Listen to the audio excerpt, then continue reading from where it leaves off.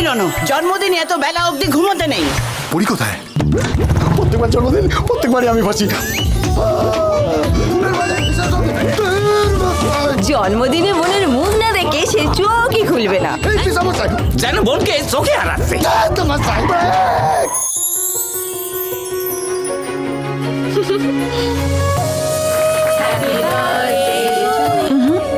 আগে মা বাবা। আমার মা বাবা সবই তো তুই। রণ, পরির বিয়ের পর তোর কি হবে? আদরের বোন 8ই নভেম্বর থেকে প্রতিদিন সন্ধে 6টায় সান বাংলায়। বেশ, তাহলে তাই হোক।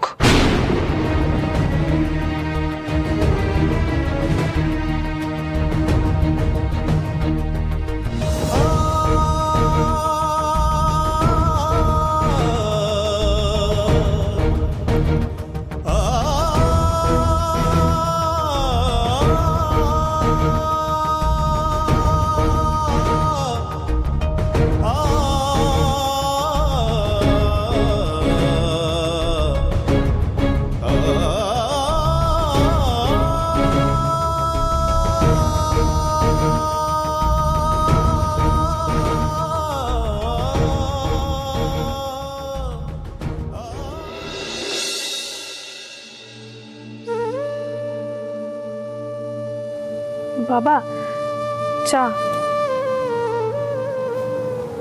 বাবা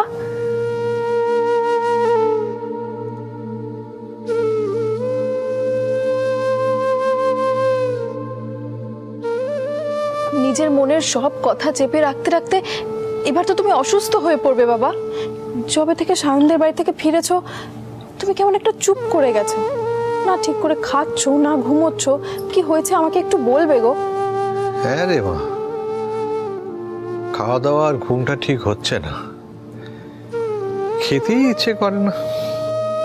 বাবা এটা কি ওই রবি মনকে মারতে গেছিল সেটা জানবার পর থেকেই হচ্ছে? তুই জানিস রবি মনকে মারতে গেছিল? হ্যাঁ, ঝিনুক বলেছে। ওই ছেলেটার এক চড়ে দাঁত ফেলে দেওয়া উচিত। যে নিজের বউকে সম্মান করতে জানে না সে মানুষ? কি করি বলতো, মেয়ের শান্তির কথা ভেবে চুপ করে থাকতে হয়। সত্যি বাবা, রবি যে এরকম একটা কিছু করতে পারে আমি কোনোদিনও ভাবিনি। কি সাংঘাতিক কথা বলো তো। তোদের সবাইকে নিয়ে আমার খুব চিন্তা জানিস। এই রানার কথা ধর, দুটোর পয়সা রোজগার করার জন্যে কি কষ্টটাই না করছে, তারপর আমাকে না জানিয়ে নিজের বাড়িটাকে বেচে দিল। বাবা তুমি তুমি আমাদেরকে নিয়ে কোনো চিন্তা করো না, আমরা ঠিক আছি। বাচ্চা মেয়েটাকে নিয়ে রানার সঙ্গে কোথায় নিজের বাড়িতে আরাম করে থাকবি তা নয়, এই ছোট জায়গায় কত কষ্ট হচ্ছে বলতো। আমি বুঝতে পারি রে মা,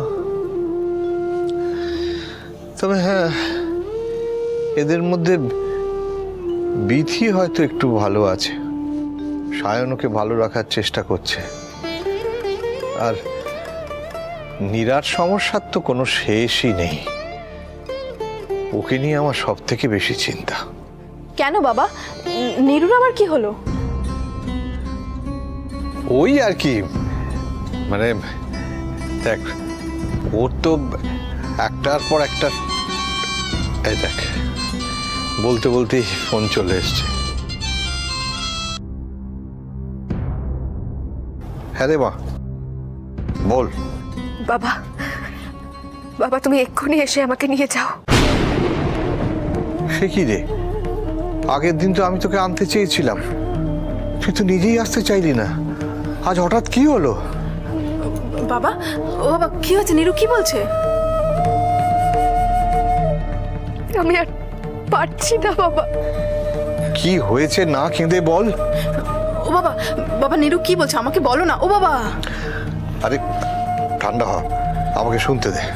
বাবা তুমি ঠিকই বলেছিলে, বর্ষার সঙ্গে ওর সম্পর্কটা ঠিক আগের মতনই আছে। বিশু বিশু ওকে বর্ষার বাড়ি থেকে বেরোতে দেখেছে। আমি যত তাড়াতাড়ি সম্ভব তোকে নিয়ে আসছি, তুই চিন্তা করিস না মা, একটু ঠান্ডা হ। আমি আছি তো, আমি আছি তোর পাশে, তুই এত ভেঙে পড়িস না মা। তাড়াতাড়ি এসো বাবা। হ্যাঁ রে।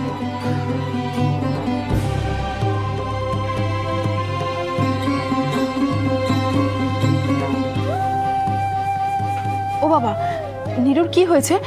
ও এখানে কেন আসতে চাইছে? বাবা, তুমি তুমি কি আমাকে বলতে চাইছো না?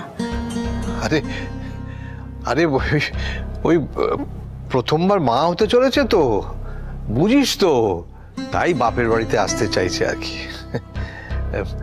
দিদি, মা আমার জন্য একটু জল নিয়ে আয় তো, যা। হ্যাঁ, আনছি।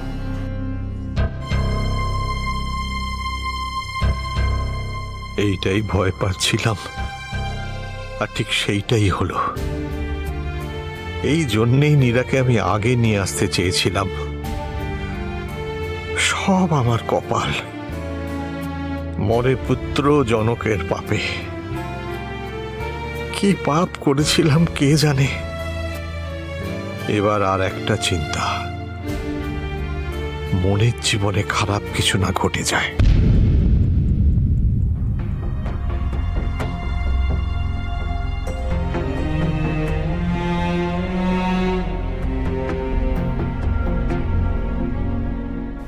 চিনতে পারছো মা?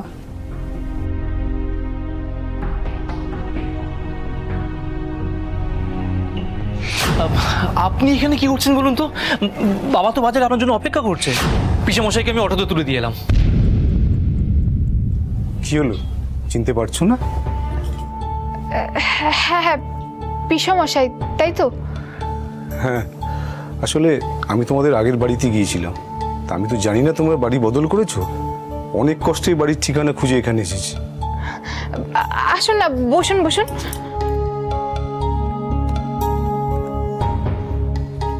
তারপর তোমরা সবাই ভালো তো? হ্যাঁ, আমরা ভালো আছি। আপনি? হ্যাঁ। আচ্ছা, বাড়িতে কি কেউ নেই? আসলে বাবা গ্রামের বাড়ি থেকে ফিরছে তো, মা বাবাকে বাস স্ট্যান্ডে নিতে গেছে, আর রবি এখনো ফেরেনি। তোমাদের খবর জানতে বড় ইচ্ছে করে, তাই আমি বারবার করে ঘুরে ঘুরে আসি। এবারে না, এই ঠিকানা পেতে খুব কষ্ট হয়েছে। আপনি রবিকে ফোন করলেই তো খবর পেয়ে যেতেন, আর ঠিকানাটাও বলে দিত।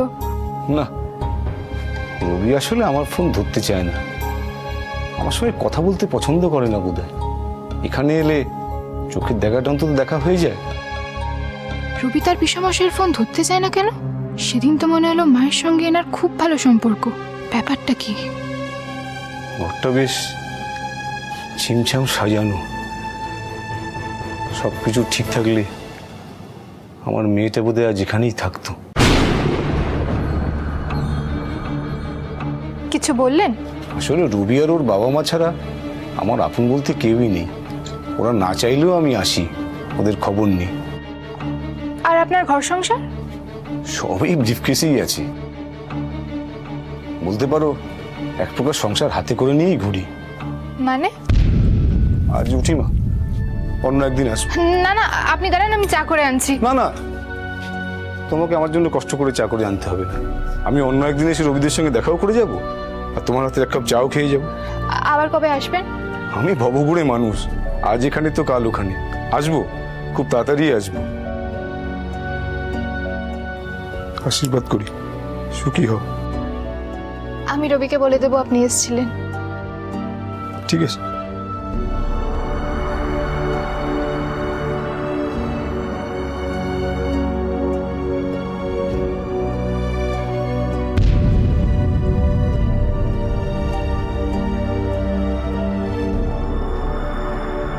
উনি তো ব্রিফকেসটাই ফেলে গেলেন।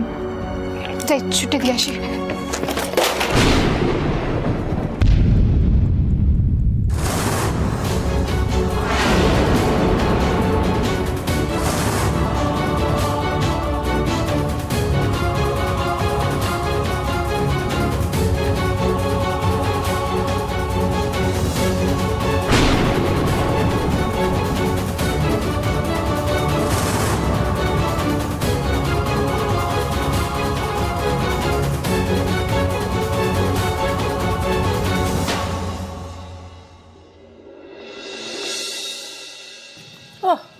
এই বাড়িতে বয়স শুধু দিন দিন আমারই কমছে মা গো।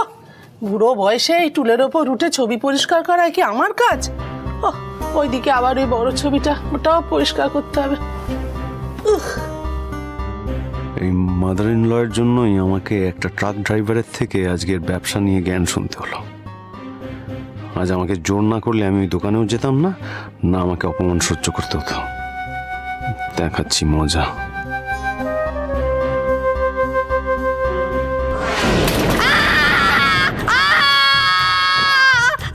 কোন হতচ্ছাড়া অপয়া অলক্ষণে অন্ধের বাচ্চা আমার আঙুলের ওপর দরজা বন্ধ করে দিলি রে। বাপ মাকে ভালো করে হাঁটতে শেখায়নি। আর ভাবি উড়ি বাবরি কে রে? কোন অপদার্থ এত কি হলো মা? আমার হাতের উপর দরজাটাকে দুম করে বন্ধ করে দিল। কোন অপয়া অলক্ষণে অন্ধের বাচ্চা তুমি বলো দেখিনি? তাদের বাপ মামা এই অপয়া অলক্ষণে আমি মা, খুব ভুল হয়ে গেছে। ও বাবা আমি তোমায় দেখতে পাইনি। আমি তোমায় দেখতে পাইনি। আমি তোমায় না দেখে দুম করে এত গাল দিয়ে ফেললাম। এই বাবা ছি ছি। আপনি আসুন আসুন দেখে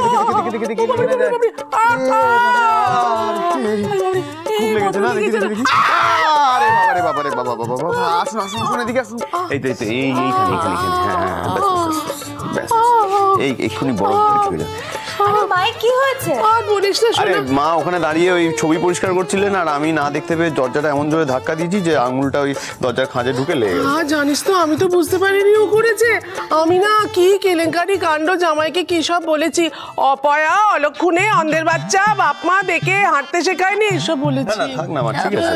হ্যাঁ মুখে ঝাঁটার বাড়ি মারবো, অপদার্থ অন্ধ একটা, হ্যাঁ শয়তান বাচ্চা, এটাও বলেছি। ঠিক আছে ঠিক আছে, আমি তাতে কিছু মনে করিনি। না না কিন্তু আমি তো বলে ফেলেছি। ভালো দাদা জানিস শাকনিক না দেখে আসছিল, আর মা এখানে দাঁড়িয়ে দাঁড়িয়ে ফটোটা পরিষ্কার করছিল, আর দরজা খুলতেই মার আঙুলটা চাপা লেগে গেল। সে কি মা? এই সরো সরো সরো সরো। মা কি আছে?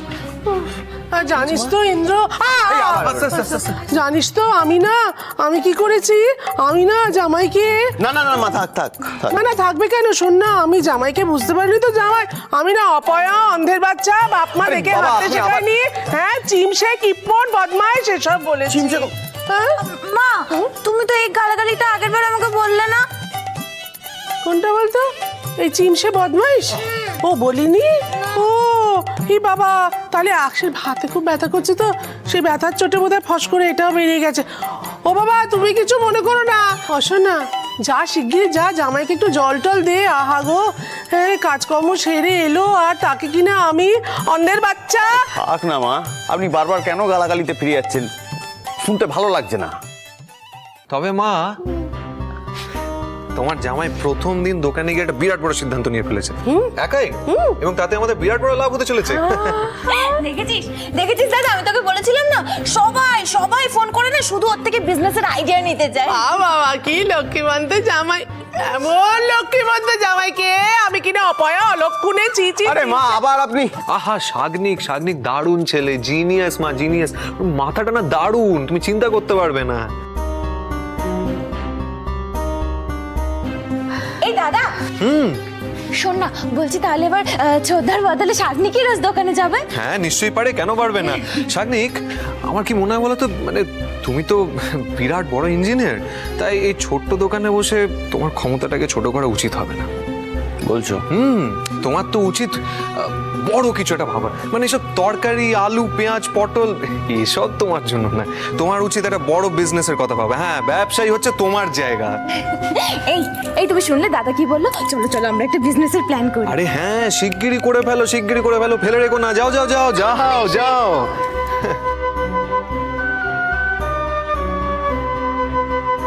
মা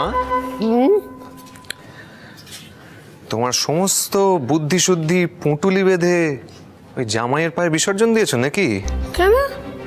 আজকে একদিনে শাগনিক 1 লাখ টাকার লোকসান করিয়েছে দোকানের।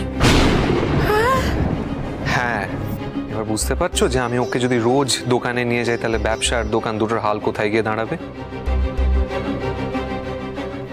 আসলে কি বলতো, খুব বড় লোক তো, খুব পড়াশোনা করেছে, এই ছোটখাটো আলু পেঁয়াজের ব্যাপারটা বোধহয় ঠিক বোঝে না যখন নাকটা গলাতে বারণ করো। বিশুটা সব কাজ বুঝে গেছিল।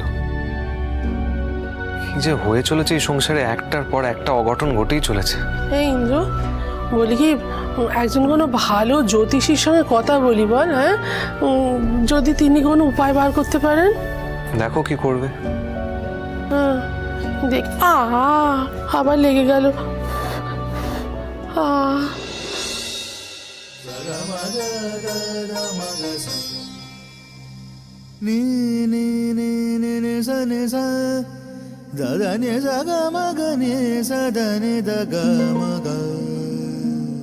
বৌমা কোথায়? বৌমা, বৌমা কোথায় গেলে? এই তো উফ, গ্রামের কাজগুলো বুঝলে বৌমা যেন আর শেষই হচ্ছিল না। অন্যবার গ্রামে গেলে কি হয় জানো, মানে শহরে ফিরতে মন চায় না। এবার কিন্তু তোমাদের সবার জন্য না আমার মনটা একেবারে ছটফট করছিল। আজ মহাসপ্তমীর সন্ধেবেলা আমার মায়ের মুখখানা দেখে আমার মনটা একেবারে ভরে গেল। খুব তো বলছো, তা সপ্তমীর দিন মায়ের মুখ কি খালি হাতে দেখবে নাকি? তুমি ভাবলে কি করে? তুমি এমন একটা কথা বলো না। এই নাও ধরো, এইটা তুমি নেবে আর এইটা আমি। এই নাও, এই হচ্ছে আমাদের দুজনের তরফ থেকে আমাদের বৌমাকে আদরের শারদীয়ার উপহার। থাক থাক থাক থাক থাক, সুখী মা, সুখী। থাক মা, ভালো থেকো। আচ্ছা, রবি তো কাজ সেরে কালকে ফিরবে, তাই না? তাহলে রবির উপহারগুলো কালকে সকালেই বের করবো। ও বৌমা, উপহারগুলো দেখবে না কেমন হলো? কি হলো বৌমা, তোমাকে এমন চুপচাপ লাগছে কেন? ও বৌমা, তোমার শরীর টরীর ঠিক আছে তো? মানে নাকি কেউ কিছু বলেছে তোমায়? কি হয়েছে কি? ওই ভদ্রলোক এসেছিলেন। কোন ভদ্রলোক? যিনি পুরনো বাড়িতে মাঝে মাঝে আসতেন, যার সঙ্গে একদিন আমার বাবারও দেখা হয়েছিল।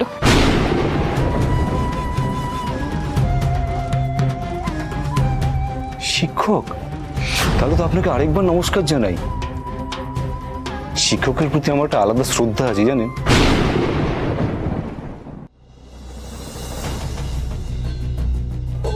ওই ভদ্রলোক তোমাকে কিছু বলেছেন? উনি বললেন আপনারা কেমন করে ওনাকে এড়িয়ে চলেন, ওনার ফোন ধরেন না, কিন্তু ওনার জীবনে আর কেউ না থাকাতে বারবার আপনাদের কাছে ফিরে আসেন। কিন্তু আমি একটা কথা কিছুতেই বুঝতে পারছি না, উনি তো আপনাদের ছেলের মেশো না পিসমশাই কি একটা হন, তাহলে আপনারা ওনার সাথে এরকম ব্যবহার করেন কেন? না না, ব্যবহার কি আর সাদে করি মা? ওনার মাথায় না বিস্তর গন্ডগোল। মাঝে মাঝে এমন অসংলগ্ন কথাবার্তা বলেন। আরে ওই জন্যই তো আমরা ওনাকে এড়িয়ে চলি। উনি আরেকটা কথাও বলেছেন। কি বলেছে? এই বাড়িটা নাকি ওনার মেয়ের হতে পারতো। এই দেখেছো দেখেছো, এই জন্যই বলছিলাম কিছুই না ব্যাপারটা। ওনার মেয়ের সঙ্গে রবির বিয়ের কথাবার্তা সামান্য একটু এগিয়েছিল, তাতেই। আর এই কথাটা উনি কিছুতেই ভুলতে পারেন না। আপনারা আমাকে সত্যি অবাক করছেন। মাসি পিসির মেয়ের সাথে আপনাদের ছেলের বিয়ে হওয়ার কথা ছিল। বাবা, আমি কিন্তু বেশ বুঝতে পারছি আপনাদের সঙ্গে ওনার আসল সম্পর্কটা অন্য কিছু। আচ্ছা, তুমি বা ওই লোকটাকে এত গুরুত্ব দিচ্ছ কেন বলো তো? হ্যাঁ, ভুলে যাও ভুলে যাও। দেখো, যেসব মানুষ না মনে অশান্তি সৃষ্টি করবে তাদের একদম ভুলে যাবে। একদম একদম ঠিক কথা বলেছে। আচ্ছা শোনো না, আজ তো সপ্তমী, আমরা রাত্রিবেলা অন্যরকম কিছু রান্নার ব্যবস্থা করি। চল। আমি কিন্তু আমার কথার উত্তর এখনো পেলাম না।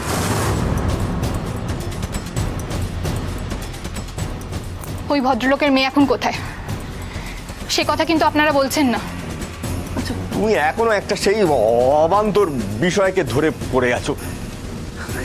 কি করে বলবো বলো তো? ওই রকম একটা লোক যার মাথায় গন্ডগোল, তার মেয়ে কোথায়? তাছাড়া কোন মেয়েটার কথাই বা বলছো তুমি? কিছু বুঝতে পারছি না তো। আমি কোনো অবান্তর কথা বলছি না বাবা, আমি এই মেয়েটার কথা বলছি।